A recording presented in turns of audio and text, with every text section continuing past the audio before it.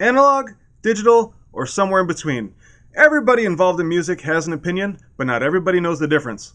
Like Andrew Shep said, the people who are most nostalgic for tape have probably never actually used it. Well, I have used it. I had a Tascam Portastudio back in the day. It had an analog console. It recorded to tape. But now that I'm in the box, how am I going to get those sounds of yesteryear? By pitting Sonimus Satson and Airwindows console head-to-head in a death match for the ages, only one will emerge victorious.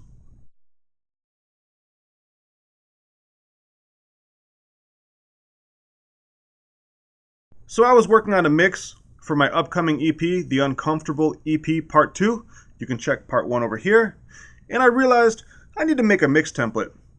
I had used Satson and Console 4 in previous mixes, but never compared them head to head. So I wanted to try a few different configurations and see which plugin will get the coveted spot in my mix template. I'm going to be playing 6 short renders for you guys of a song I wrote called Maple Animata. You can listen to it here. 5 of the versions will have console emulation applied, and 1 will be with no emulation. Each render will be 8 measures long and correspond with an image detailing the routing. Airwindows Console 4 has no settings, but Sonimus Satson was used with default settings with modern crosstalk engaged and loud process off. Before playing them for you, I want to go over the routing and why I chose these setups. Example 1, no processing.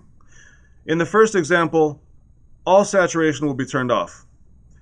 For what it's worth, this isn't the original version. Version 2 will be the original, so Satson is instantiated, but it's just not turned on. Example 2, full Satson. In this version, it's set up according to the manual, where every audio track has a Satson channel with saturation turned on, and the master bus and all auxes have a Satson bus with the switch turned on. Sustaining sounds were set to 0 dB VU, and percussive sounds were set to between -3 and -5 dB VU. Example 3, full Console 4.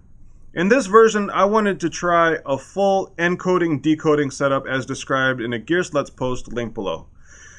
In this example, there was an instance of Console 4 instantiated last on every track, and auxes and buses, including the master bus, had a Console 4 bus instantiated first. All plugins were nested inside of Console 4. Example 4, Satson master sum only. After listening to the previous 3 examples, I wanted to try a Satson Lite. And in this version, only auxes and buses that directly feed my master bus received a Satson channel.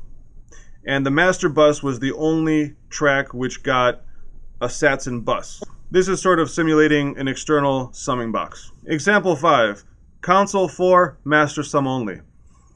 Just like in the previous example, only auxes and buses which directly feed my master bus received a Console 4 channel at the end.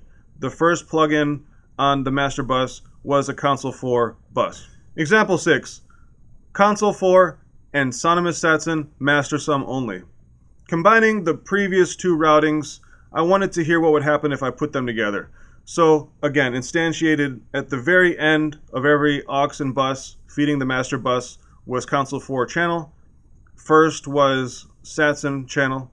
And on the master bus, the first plugin was Console 4 bus, directly followed by Satson bus. All audio examples have been matched to within 0.2 short-term loudness units. For high-resolution files, please see the link in the description.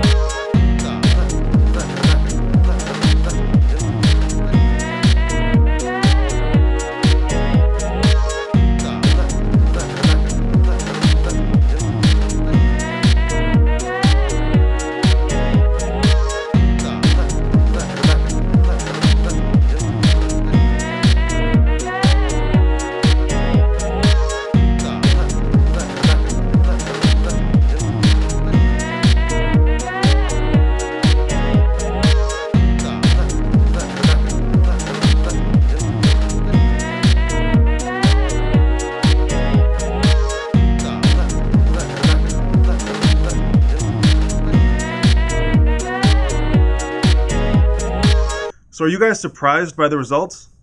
I don't want to spoil your perceptions, so tell me what you're hearing in the comments below.